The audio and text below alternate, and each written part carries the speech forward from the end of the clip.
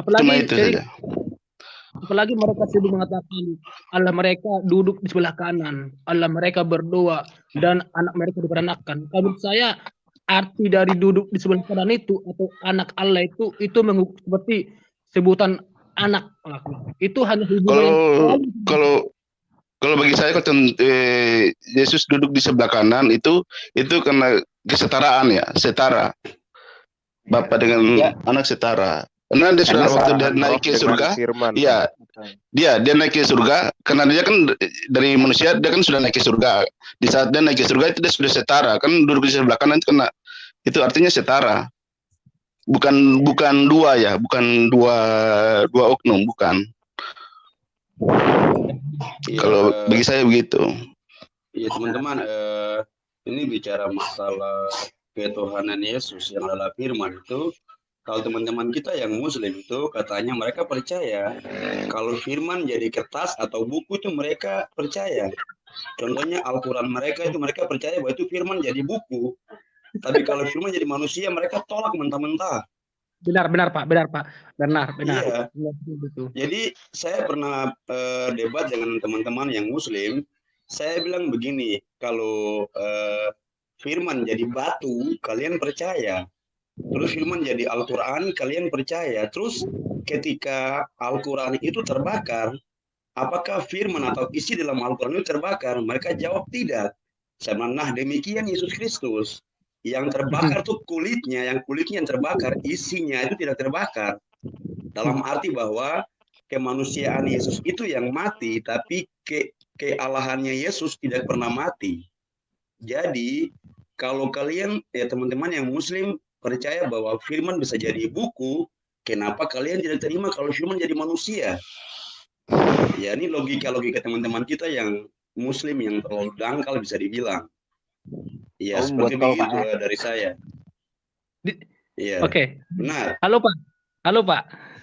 Di sini saya akan bahas sedikit tentang hadisnya saudara kita muslim ya. Hadis Meriam jilid 3 nomor 152.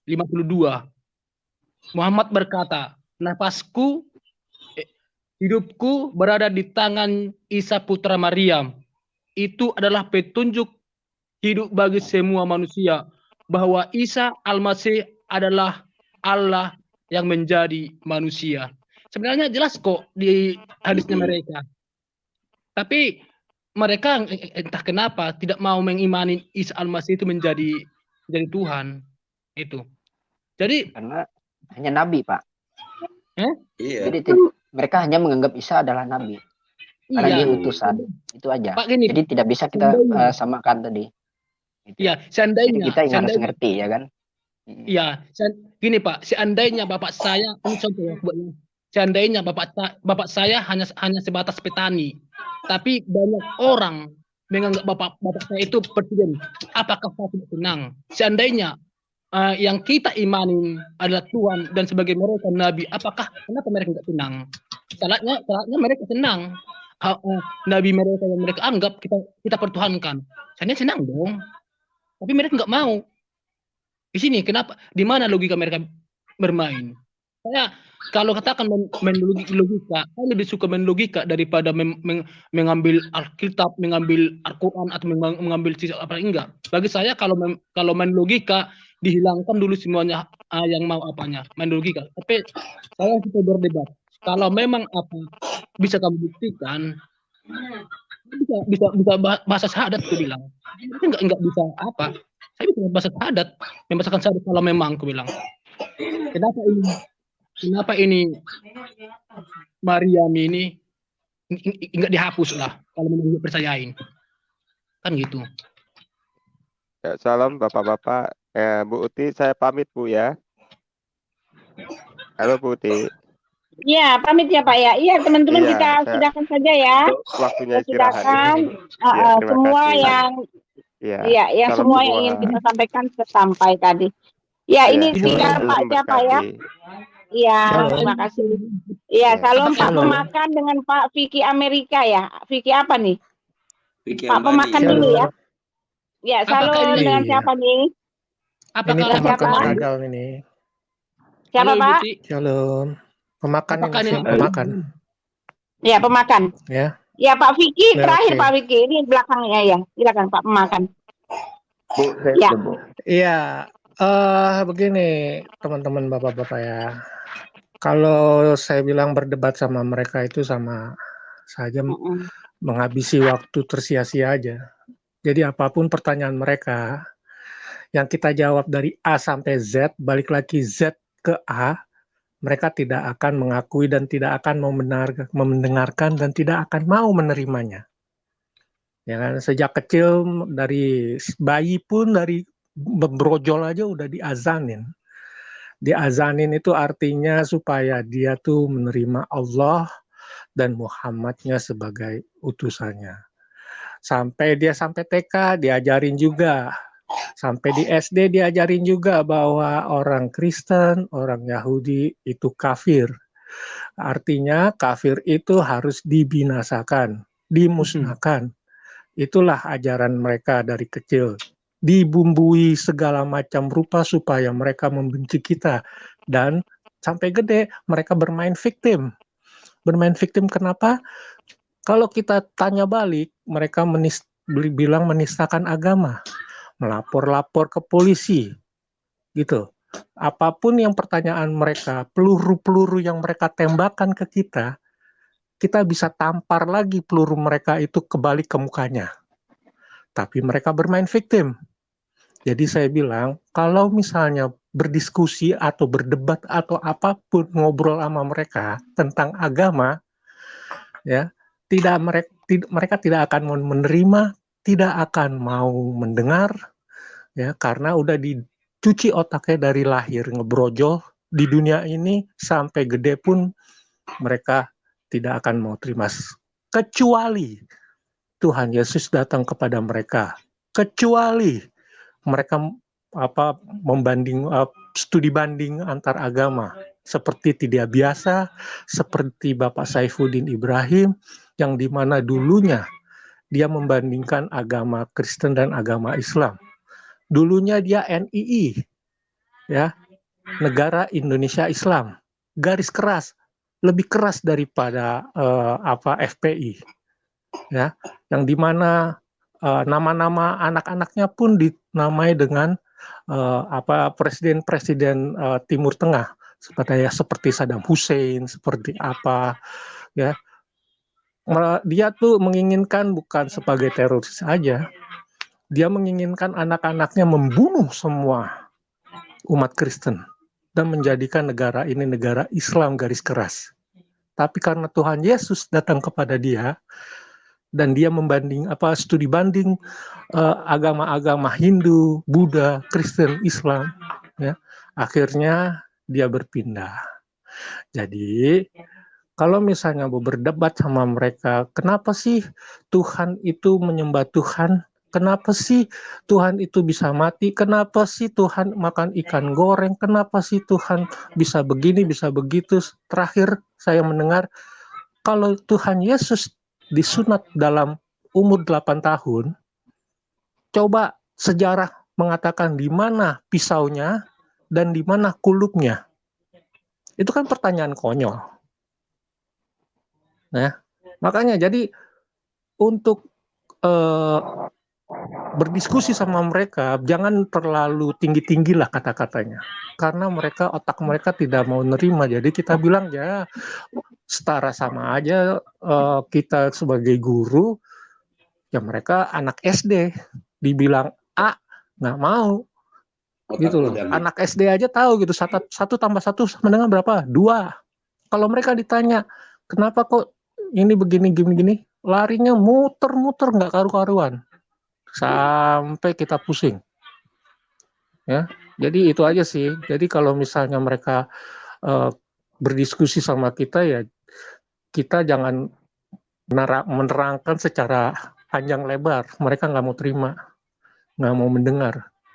Cukup misalnya, kenapa Tuhan kok bisa mati? Kenapa kok Tuhan ini? Ya itu terserah Tuhan, gitu loh. Tuhan itu maha kuasa. Ya, lu dia mau ngapain nggak? Gitu loh. Menurut Kristen mah begitu, gitu loh. Oh enggak, lu bagaimana? Ya itu menurut kalian. murid kamu, agamamu. Ya, gitu aja. Jadi nggak usah terangin begini ayat begini dari jangan. Bilangnya Tuhan itu maha kuasa. Saya percaya Tuhan Yesus itu maha kuasa. Begitu saja. Itu aja sih, Bu Uti. Terima kasih. Tuhan Yesus memberkati. Terima kasih semuanya ya. Terima kasih Bu Uti. Halo. Halo.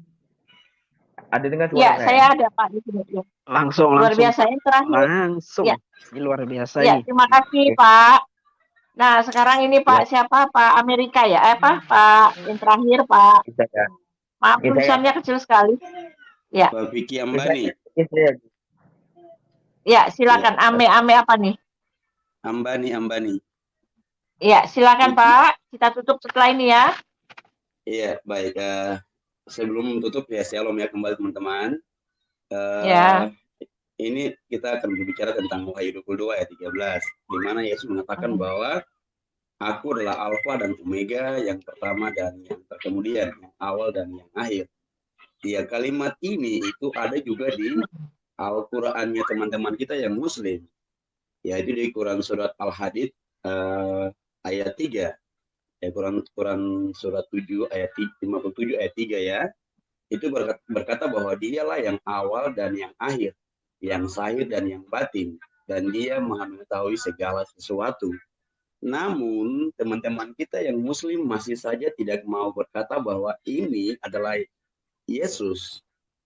Mereka menyanggah atau mereka menyangkal dengan argumen mereka bahwa tafsir yang dilakukan itu jelas-jelas tafsir yang ngawur, karena dialah ini bukan merujuk kepada Isa atau Yesus, tapi kepada Allah itu sendiri. Padahal di awal surat ini, di Al-Hadid ayat 3 ini berkata bahwa Allah yang berfirman. Allah berfirman, dialah yang awal dan yang akhir, yang zahir dan yang batin.